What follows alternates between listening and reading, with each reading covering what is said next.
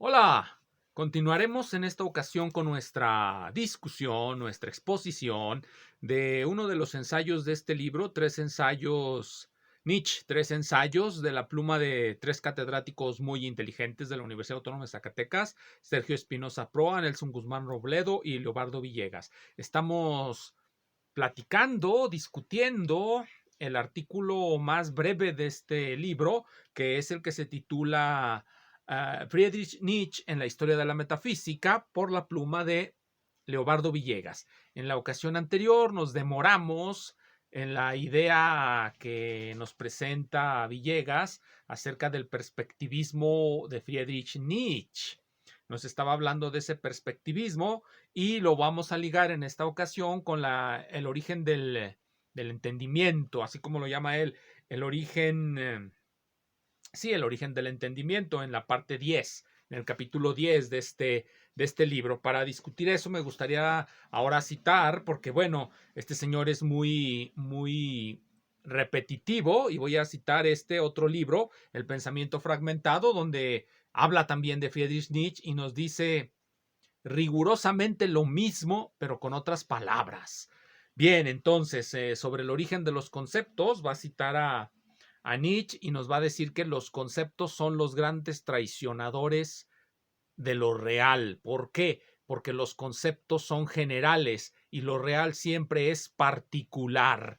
Vamos a leer una cita. Dice así: la omisión de lo individual y de lo real nos proporciona el concepto, del mismo modo que también nos proporciona la forma, mientras que la naturaleza no conoce formas ni conceptos, así como tampoco ningún tipo de géneros, sino solamente una X, que es para nosotros inaccesible e indefinible. En la ocasión anterior comentaba acerca de las propiedades primarias y secundarias y sostenía que Nietzsche pues tendía a disolver esa diferencia. Las propiedades primarias son las que pertenecen a los objetos, digámoslo así, en sí, y las propiedades secundarias son las que surgen de la interacción de los sujetos con el mundo, porque son las cosas que percibimos, los olores, los sabores, etcétera. Lo que sí no es subjetivo, por más que él quiera decirlo aquí, porque aquí lo dice, no tiene forma ni concepto, es la forma. Una de las propiedades que Descartes y los filósofos modernos solían atribuir como propiedad primaria. ¿Por qué no es subjetiva? Bien, aquí tendría que discutir mucho el compañero Villegas, el doctor Villegas, acerca de por qué esto no es redondo. Yo voy a definir como redondo aquello que cuando lo toque sienta esto. Supongo que cuando él lo toca siente otra cosa, no siente la forma, porque la forma es algo que yo estoy superponiendo sobre este objeto. El objeto no tiene forma circular, porque circular es algo, un concepto general, abstracto, que nada tiene que ver con este objeto, que bueno, él nos va a decir, esta es una gran X, no es circular, por mucho que yo le esté aquí tocando y sienta esto, y seguramente él también lo va a sentir, pero para sostener su infausta teoría lo va a negar. A donde sí se puede sostener la teoría es en las cuestiones subjetivas plenamente, lo que yo percibo con mis sentidos, digamos, el olor, digamos, el color. Puedo describir el color de manera objetiva, pero lo que estoy haciendo cuando lo describo de manera objetiva es estableciendo una escala de saturación y digo, el color está saturado en un tanto por ciento, pero eso no es lo que yo percibo. Lo que yo percibo es algo que llega a mí y eso puede ser completamente subjetivo. Sin embargo, esta circularidad no es algo que yo imponga sobre el objeto, es algo que el objeto me impone a mí. El objeto también impone cosas al sujeto, por utilizar esa terminología. Bien, pero para seguir con el perspectivismo, vamos a otra objeción a ese supuesto perspectivismo. Pero antes, otra cita. En síntesis, los conceptos, al igual que la actividad de nombrar y de asignar propiedades a las cosas, son creaciones humanas, invenciones que el hombre ideó una vez que se apoderó del intelecto, es decir, una vez exiliado de la animalidad, con el fin de crearse un referente, un sentido, un mundo en el cual desenvolverse. De otro modo, la realidad, a decir de Nietzsche, se presenta como una X incognoscible. Por tanto, la inteligencia lo único que puede hacer es falsearla o inventarla. Así, todo el conocimiento es una simple construcción procedente de la inventiva del hombre. Vamos a suponer que esto es así. Vamos a llevarlo a ciertos extremos para mostrar su inviabilidad. Parece muy simple. Vamos a hacerlo de la siguiente manera. Vamos a suponer que yo genero mis conceptos, este yo empírico, el que están viendo aquí en la televisión. Genero mis propios conceptos. Nietzsche no nos aclara, y tampoco el doctor Villegas, si esos conceptos generados son generados por solamente una sola conciencia o por una multiplicidad de conciencias. Yo supongo, por lo que alcanzo a comprender de lo que dicen, que ellos asumen la multiplicidad de las conciencias, no se asumen como solipsistas. Muy bien, supongamos que hay multiplicidad de conciencias. Vamos a argumentar que si existe multiplicidad de conciencias, esas conciencias no se pueden comunicar. Y como nosotros nos podemos comunicar unos a otros, entonces Nietzsche está equivocado. Bien, vamos a argumentar pues por qué, si hay multiplicidad de conciencias, estas no se pueden comunicar. Vamos a suponer que hay varias conciencias en el universo y cada una de ellas inventa sus propios conceptos. ¿Por qué cada una de ellas inventaría sus propios conceptos? Bueno, porque cada una de ellas nace independientemente de las otras y, por lo tanto, pues cada una de ellas va a generar sus propios conceptos, sus propias creaciones. ¿Cómo podrían comunicarse unas con otras? Hay tres maneras en las que podrían comunicarse unas con otras, que mantengan una relación entre sí, que sean la misma conciencia. Esta es la hipótesis idealista que supongo no les gustará mucho ni a Nietzsche ni al doctor Villegas. Solamente hay una conciencia, no hay una multiplicidad de conciencias. De esa manera, todos los conceptos, ese mundo inventado, es solamente inventado por uno. Todos los múltiples que suponen existen en realidad no son tales, sino son solamente uno. Se han vuelto parmenidios, metafísicos. Bien, hay otra manera en que se pueden comunicar esas conciencias. Primera, ya la dije, sean una misma conciencia, están una y otra relacionadas por algo que está encima de ellos. La otra manera es suponer que alguien las sincroniza los conceptos. ¿Qué puede ser ese algo? No algo, o pues sí, no, puede ser un algo o un alguien, puede ser Dios, que sincroniza los conceptos de cada conciencia, o puede ser un mundo objetivo que sincroniza los conceptos, por decir sincroniza, aunque pues no es sincronía, le da el mismo significado a los conceptos. Por ejemplo, como esto es objetivamente redondo, todos lo vamos a percibir objetivamente redondo. Y es esa objetividad la que permite la comunicación y generar conceptos comunes. Esa es otra manera. Y finalmente, la que supongo que le gustaría al doctor Villegas es la de Leibniz, la armonía preestablecida. Las diferentes múltiples conciencias se pueden comunicar porque hay una armonía preestablecida quién sabe cómo y quién sabe por quién, que hace que los conceptos que cada conciencia inventa sean comunes y por lo tanto se puedan comunicar. Como seguramente no aceptará ninguna de estas porque es una recaída en la metafísica, en la discusión metafísica, hemos de suponer que para ellos no es posible que se comuniquen las diferentes conciencias o no hay muchas conciencias. En todo caso, si es así, ¿cómo es posible que yo me comunique con ustedes? No me debería de comunicar con ustedes. Y como aquí hay una contradicción pragmática, significa que algo está mal. Y lo que está mal es el perspectivismo.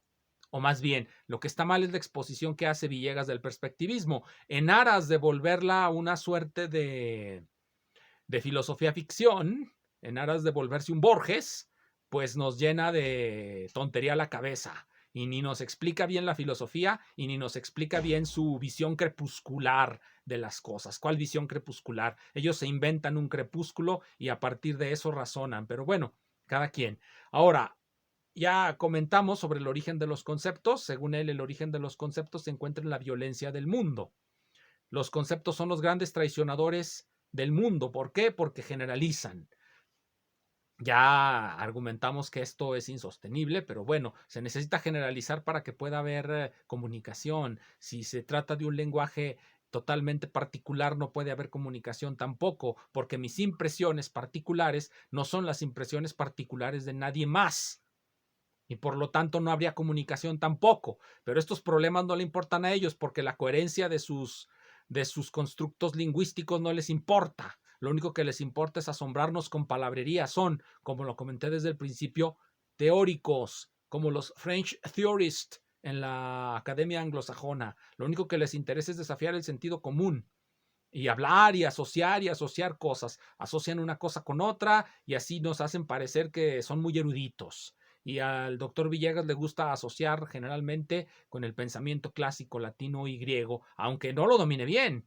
Pero bueno, cada quien asocia con lo que le da su gana, especialmente cuando se trata de construir discurso que finja ser literatura, o más bien que finja ser filosofía y no llegue ni a literatura.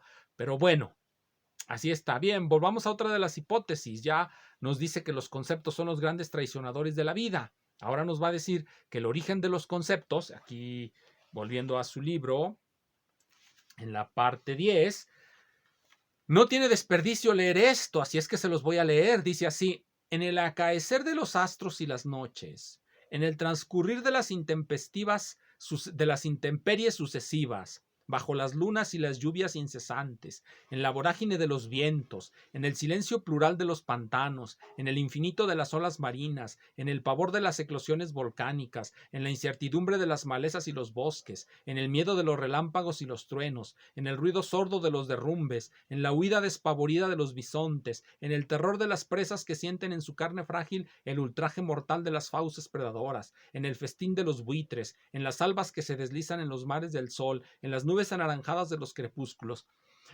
Esto es pensamiento más allá de la filosofía analítica y más allá de la hermenéutica, está más allá de la interpretación, más allá del concepto, es poesía, dirían ellos, poesía. Fue la violencia esencial del mundo la que le precipitó en la existencia. Surge el hombre y surge el entendimiento. Entonces apareció el lenguaje y todo ese orbe de ficciones que llamamos conocimiento. Aquí nos está hablando del origen del lenguaje.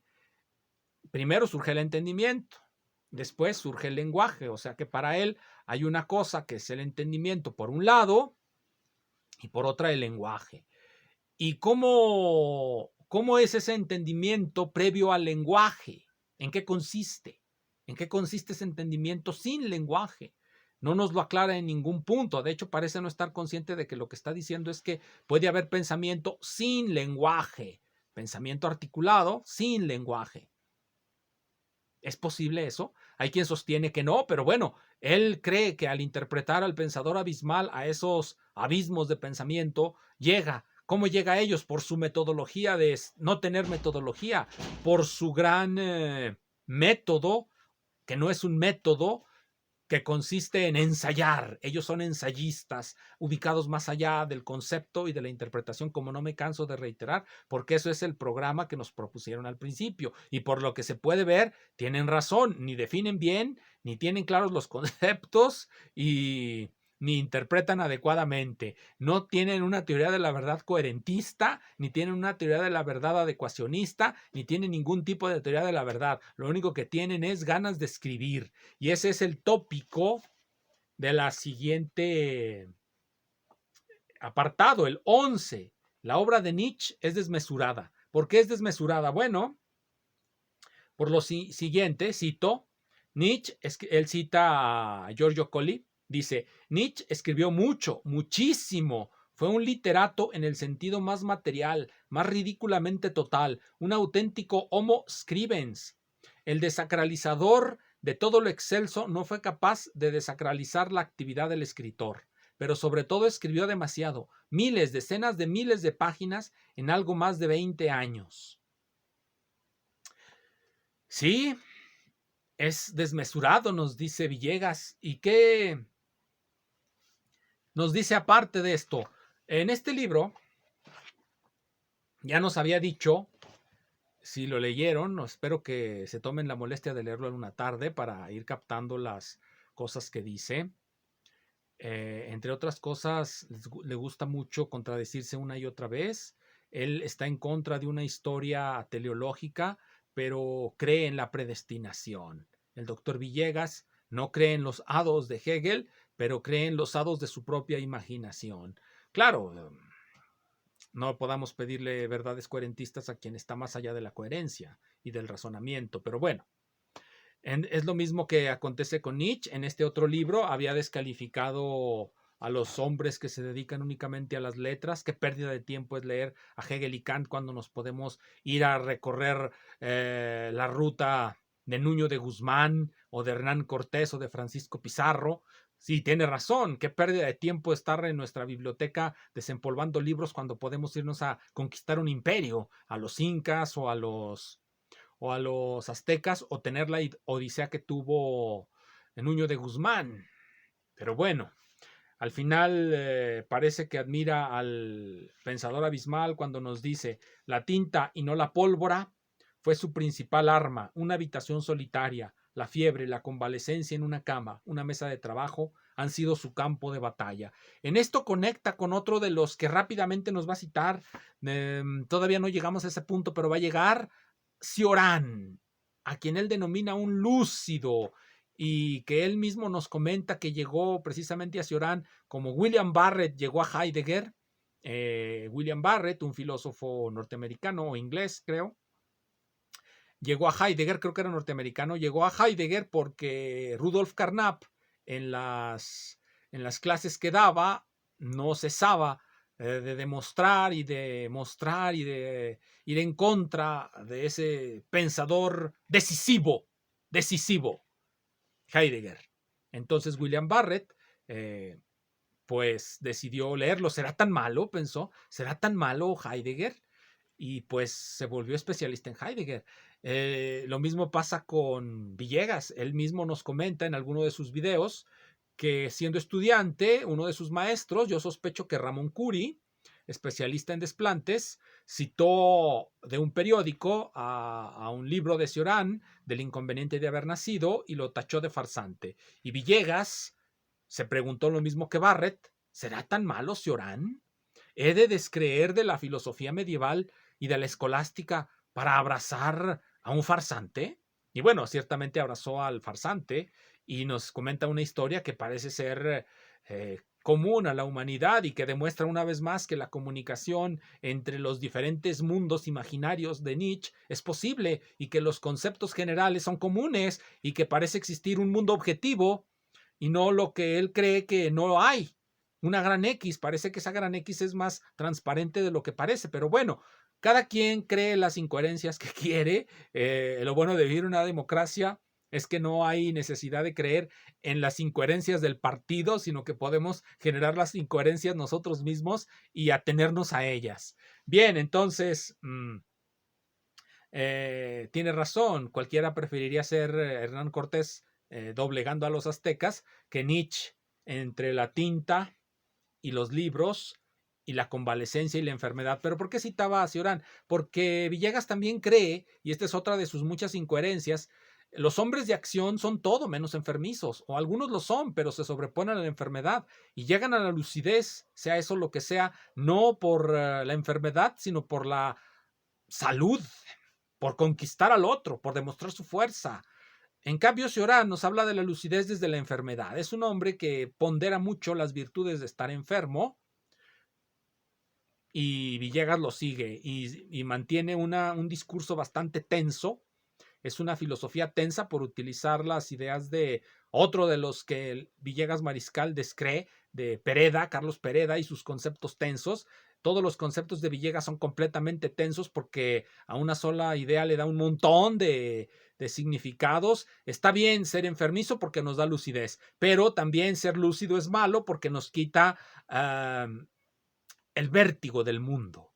Entonces, ¿qué quiere Mariscal? Quiere todo, hasta cobrar y cobrar por decir tonterías, que es lo que todos queremos, que nos paguen por decir ocurrencias. Para eso, pues podemos volvernos políticos o filósofos más allá de la hermenéutica y de la lógica, eso sí. Bien, y luego va a volver a la metafísica en la parte 12, donde decreta donde nos comenta en qué parte de su obra Nietzsche decreta la muerte de Dios. Dios, ese gran concepto. Va a reducir Nietzsche a Dios. Bueno, va a querer desvanecer ese concepto. Acuérdense que les dije, metafísica podemos muy sencillamente pensarla como la reflexión acerca de esos grandes conceptos muy generales, Dios, el mundo, la humanidad, y Nietzsche va a querer borrar ese concepto Dios y dedicarse a discurrir acerca de la humanidad y del mundo. La metafísica, un surtidor de intoxicaciones celestiales. Habla Zaratustra. Mi yo me ha enseñado un nuevo orgullo, y yo se los enseño a los hombres. A dejar de esconder la cabeza en la arena de las cosas celestes, y a llevarla libremente, una cabeza terrena, la cual es la que crea el sentido de la tierra. Continuaremos con esto.